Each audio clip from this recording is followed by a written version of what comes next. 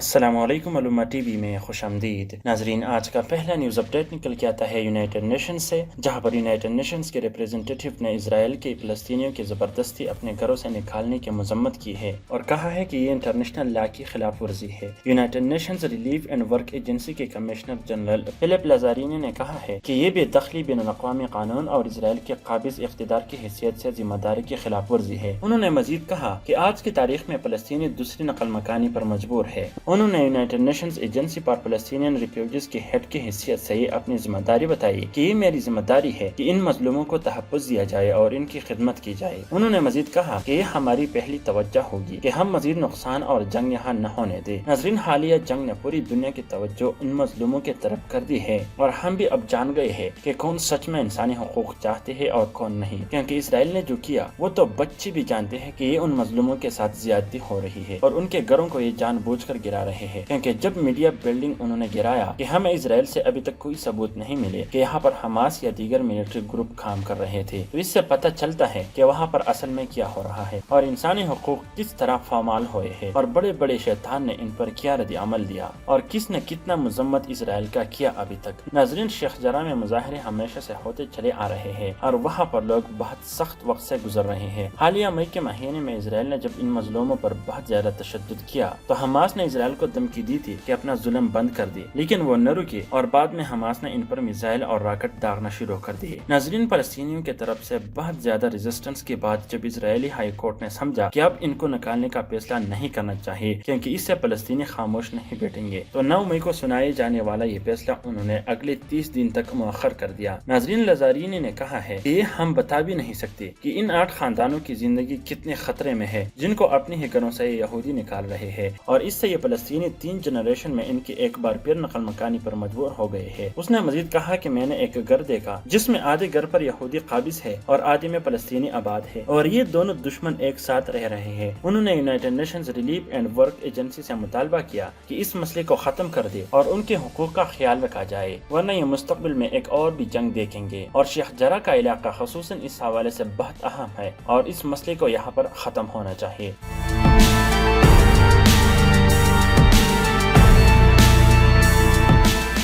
ناظرین، آج کا دوسرا نیوز اپڈیٹ نکل کے آتا ہے چائنا سے، جہاں پر چائنا نے بچے پیدا کرنے کی پالیسی میں نرمی لائی ہے اور ہر جوڑے کو 3 بچے پیدا کرنے کی اجازت دی ہے۔ ناظرین، چائنا نے 1979 میں ایک بچہ پیدا کرنے کی پالیسی بنائی تھی اور یہ اتنی سخت تھی کہ پوری دنیا میں ایسے کوئی سخت پالیسی نہیں دیکھی گئی تھی۔ اس وقت چائنا یہ سمجھ رہی تھی کہ اگر ہم نے پاپولیشن کنٹرول نہ کیا تو اس سے ہمارے لیے مستقبل میں بہت سارے مسائل پیدا ہو جائیں گے۔ ناظرین، اس سے چائنا کو مسائل پیدا ہوتے یا نہیں، لیکن اس پالیسی نے تو چائنا کو ایک خطرناک مقام پر لا کھڑا کر دیا ہے اور آج چائنا کوشش کر رہی ہے کہ کسی طرح اس پندے سے نکل جائے، اور اس کوشش میں چائنا نے 2016 میں ایک اور پالیسی بنائی جس کے تحت عوام کو 2 بچے پیدا کرنے کی اجازت دی گئی، لیکن 2020 کے ڈیٹا کے مطابق اس کے باوجود بھی بہت کم بچے پیدا ہوئے اور اس پالیسی کے باوجود لوگ بچے پیدا کرنے میں ناکام رہے۔ جب پتہ لگا لیا گیا تو یہ بات سامنے آئی کہ اب وہاں پر ایک کلچر ایسا ڈیولپ ہوا ہے کہ کوئی زیادہ بچے پیدا نہیں کر رہا، اور دوسری طرف لوگ بہت زیادہ بزی بھی ہو گئے ہیں کیونکہ چائنا کے پاس کام کرنے والے لوگ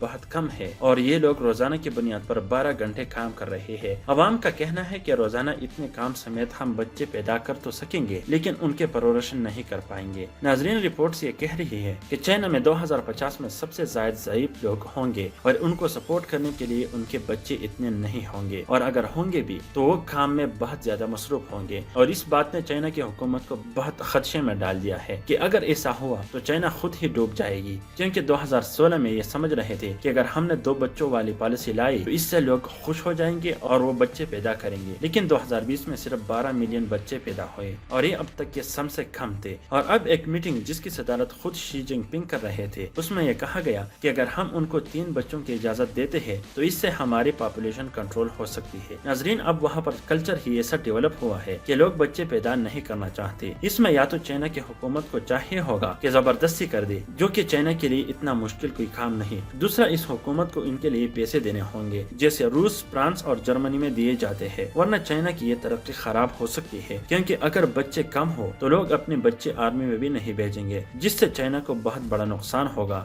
ناظرین، چائنا ایک سپر سولجر فورس بنانے والا تھا جو کہ بہت اسٹرانگ ہوں گے، لیکن اس سے ان کی اس پالیسی پر بھی بہت اثر پڑے گا اور چائنا کے لیے یہاں پر سوچ سمجھ کر فیصلے لینے ہوں گے۔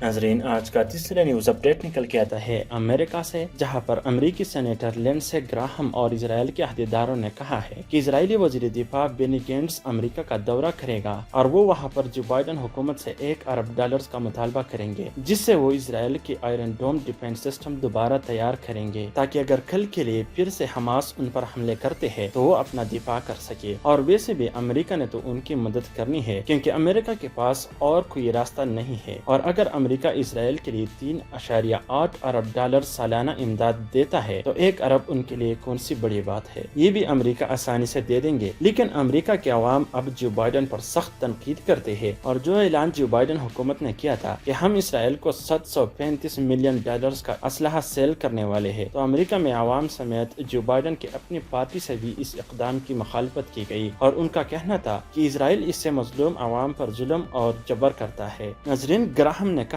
ہے کہ مجھے توقع ہے کہ حماس اور اسرائیل کے مابین 11 دن تک کے جنگ کے تناظر میں امریکہ اس درخواست کو فوری طور پر اجازت دے گا، کیونکہ اسرائیل کے مطابق یہی واحد سسٹم ہے جس نے اسرائیل کو حماس کے حملوں سے بچایا، اور اس کو دوبارہ سے تیار کرنا چاہیے تاکہ جب اسرائیل پر ایسا حملہ ہو تو یہ وقت پر جواب دے۔ ناظرین، گراہم نے پچھلے دنوں یروشلم کا دورہ کیا، اور اس کے بعد اس نے رپورٹرز کو بتایا کہ اس ہفتے اسرائیلی وزیر دفاع امریکہ کا دورہ کرے گا اور وہاں پر امریکی حکومت سے $1 ارب کا مطالبہ کرے گا تاکہ وہ اس رقم سے آئرن ڈوم کو مزید بہتر بنائے۔ ناظرین، جو بائیڈن نے یہ پہلے سے کہا تھا کہ ہم اسرائیل کا ڈیفنس سسٹم مزید بہتر بنائیں گے، اور میرے خیال سے اسی وجہ سے اسرائیل ان سے یہ مطالبہ کرنے جا رہا ہے۔ ناظرین، امریکی سینٹ اور ہاؤس آف ریپریزنٹیٹیوز میں بہت سارے ممبران ایسے ہیں جنہوں نے اسرائیل کو فروخت کرنے والے اسلحے کی مخالفت کی ہے، لیکن یہاں پر ہم یہ دیکھیں گے کہ اب وہ اس حوالے سے کیا رائے رکھتے ہیں اور اس ڈیل کی مخالفت کریں گے یا نہیں۔ ناظرین، گراہم نے اسرائیل کے دورے میں کہا کہ امریکہ میں حالیہ اسرائیل اور حماس کے درمیان کے جنگ کے حوالے سے بہت خدشات پائے جاتے ہیں، لیکن میں یہاں پر آپ کو بتانا چاہتا ہوں کہ ڈیموکریٹک پارٹی میں اسرائیل کے لیے بہت حمایت موجود ہے اور ہم آپ کو سپورٹ کریں گے۔ ناظرین، گراہم وہاں پر اسرائیلی وزیر اعظم نتنیاہو اور ڈیفنس منسٹر بینی گینٹس دونوں سے ملے اور ان کو یقین دلایا کہ ہم آپ کے ساتھ ہیں۔ ناظرین، اس سے پہلے بھی امریکہ کے وزیر خارجہ انتونی بلنکن نے بھی اسرائیل کا دورہ کیا تھا اور اسرائیل کے عہدیداروں کو بتایا تھا کہ ہم آپ کے ساتھ ہیں اور ہم آپ کی مدد کرتے رہیں گے۔ ناظرین، اگر آپ روزانہ کی بنیاد پر پوری دنیا سے اسی طرح کی بڑی خبریں دیکھنا چاہتے ہیں تو ہمارے اس چینل کو ضرور سبسکرائب کیجیے۔